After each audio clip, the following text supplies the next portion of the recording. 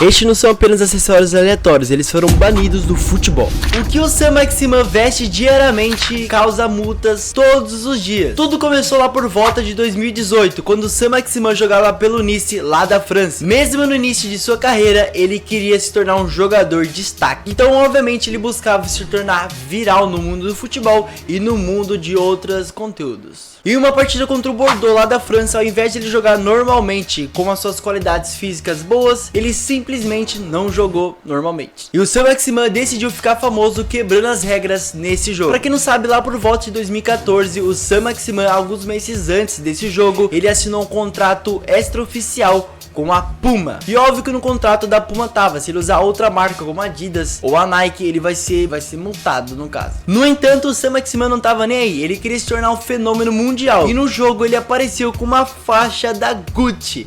Sim, e o Saint-Maximin ficou tão famoso pelo que ele usava na cabeça do que pelas suas jogadas em campo. Se você não acredita em mim, dá uma olhada no Instagram dele. Parece que ele nunca parou de usar essas faixas quando ele se tornou um tópico do futebol, um jogador em alta. E sabe o que é mais louco? Ele joga muito, eu aceitaria facilmente ele no meu time. E alguns colegas de time admitiram que ele usava essa faixa da Gucci quase todos os treinos. Ou seja, ele paga uma multa de 100 euros quase todos os dias. Mas pelo menos o Saint-Maximin fez a Gucci lucrar muito em 2014. Mas outro jogador fez completamente ao contrário. O futebol se tornava o evento mais assistido do ano por conta da Copa do Mundo. E a Sony tinha lançado os seus headphones. E qual é a melhor maneira de um produto se tornar best-seller? É óbvio, a Sony fez uma parceria com a FIFA de 280 milhões. Basicamente essa regra, os jogadores de futebol não poderiam usar outros headphones ao entrarem aos pré-jogos na Copa do Mundo. E para garantir que as estrelas das seleções usassem seus headphones, a Sony deu para cada jogador um headphone. Aí Sony, se quiser enviar um headphone também, mano, envia pra nós, eu uso facilmente. Bom, quando os jogadores entraram nas suas rotinas pré-jogos, ao saírem do ônibus, eles perceberam que o fone não era tão bom assim. No caso eles, mano, porque se eu usasse um fone da Sony, pelo amor de Deus, né? Com isso, diversos jogadores começaram a se espalhar essa notícia que o fone não era tão bom assim, mas eles tinham um contrato, então eles deveriam usar o fone mesmo que achassem ruim. Assim, alguns dias antes da Copa do Mundo, um jogador de futebol arriscou tudo. Quem que você acha que é esse jogador? Deixa aqui nos comentários. Simplesmente Neymar Jr. Ele assinou um contrato com outra equipe de fone, os Beats Be Dream, não sei se é assim que fala ou não, mas esse vídeo se tornou viral com quase 30 milhões de visualizações. O Neymar é muito midiático, rapaziada, isso não pode negar. Ele então acabou colocando esse fone no topo do mundo, e por causa disso a Sony acabou perdendo quase 2 bilhões de dólares por conta dessa ação do Neymar. E óbvio, com tudo isso, a FIFA baniu o fone de ouvido que o Neymar utilizou. Bom, mas pelo menos o que o Neymar fez não era uma coisa tão ilegal assim comparado com o David Beckham, porque apenas ele não foi banido pela FIFA, como ele quase foi preso durante 6 meses lá na Califórnia. Lá em 2002 o Beckham estava jogando muito e colocou a Inglaterra para jogar a Copa do Mundo. Mas todos conhecem o Beckham, ele gosta de holofote, ele sempre espera fazer uma coisa diferente dos outros jogadores. Na Copa do Mundo, nos jogos contra a Dinamarca e o Brasil, ele simplesmente usou uma chuteira Predator da Adidas. Mas vocês me perguntam, o que tem de errado usar essa chuteira? Usar uma chuteira não é algo que parece levar a uma prisão, não é mesmo? Entretanto, a verdade é que a chuteira do David Beckham, vários torcedores ficaram irritados porque o material da chuteira do Beckham você não se encontra facilmente em lojas de esporte. Isso porque as chuteiras do Beckham eram feitas de couro de canguru. Mano, e descobriu-se que se caçar esses animais ou produzir produtos com o couro desses animais era ilegal lá na Califórnia. E logo após assinar um contrato com o Los Angeles Galaxy, o Beckham descobriu essa lei. Então ele estava entre dois dilemas: ou ele pagaria uma multa de 5 mil dólares, ou ele ficaria preso durante 6 meses lá na prisão da Califórnia. E obviamente que o nosso garoto Beckham é esperto, ele ligou lá pro produtores da Adidas, da chuteira dele, e pediu para trocar esse tipo de material. Então ele teve as chuteiras redesenhadas por um material sintético. Os fãs, de certa forma, ficaram felizes com isso e ele não foi preso durante 6 meses. Pelo menos que ele usou não foi banido por todos, de certa forma, em um país inteiro,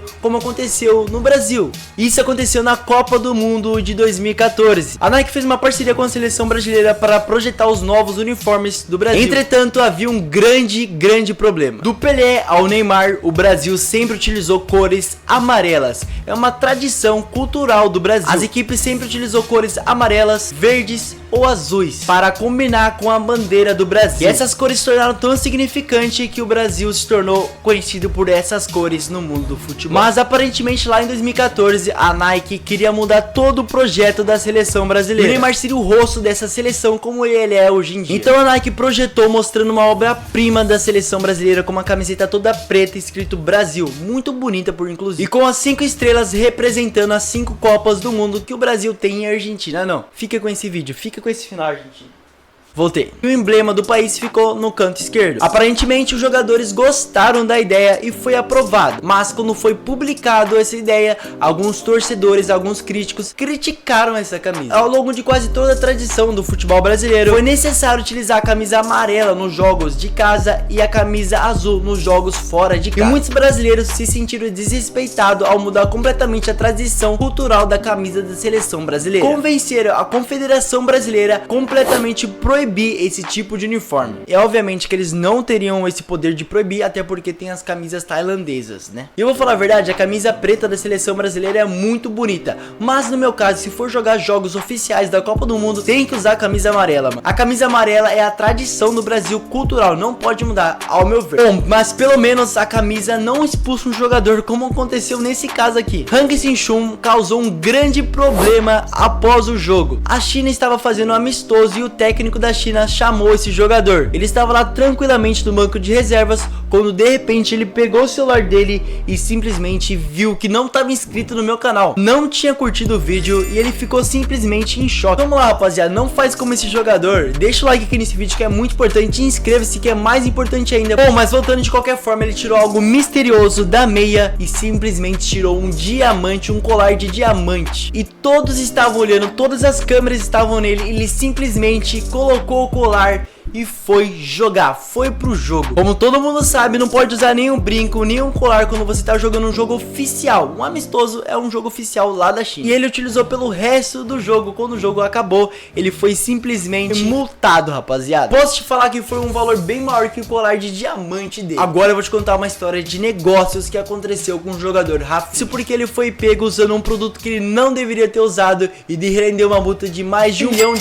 Vamos lá voltar em 2013, quando a polêmica começou. O Rafinha era um ponta habilidoso do Barcelona e várias marcas queriam contratar a Mizuno, a Adidas, a Nike, e ele escolheu então a Adidas. Ele assinou um contrato milionário com a Adidas. Ironicamente, assim que ele calçou a chuteira, ele foi campeão medalhista de ouro olímpico. Ele era ainda amigo do Lionel Messi, o que podia dar errado. Mas calma, eu vou te contar essa história. À medida que o tempo passava, o Rafinha começou a sofrer algumas lesões no ligamento cruzado e ficou diversos meses e meses fora de campo. Como ele não podia entrar em campo representando a marca da Adidas, a Adidas simplesmente ignorou ele. Mas Adidas, se quiser me mandar uma camiseta ou alguma chuteira, eu uso tranquilamente, tá? Então, quando estava chegando em julho de 2018, o Rafinha simplesmente esperou seu contrato com a Adidas acabar. Ele não apenas prometeu não renovar seu contrato com a Adidas, como falou que não vai usar mais nenhum material, nenhum equipamento, nenhuma chuteira da Adidas. Ele iniciou sua retomada com o Barcelona utilizando uma chuteira da Mizuno personalizada. Mas o que o Rafinha não sabia é que tinha um acordo oculto no seu contrato. Já assistiu o filme do McDonald's? É basicamente isso que acontece. E sem que ele soubesse, estender o seu contrato por mais 5 anos. Tecnicamente o Rafinha deveria promover os produtos nas redes sociais, como a camisa da Adidas, o short da Adidas,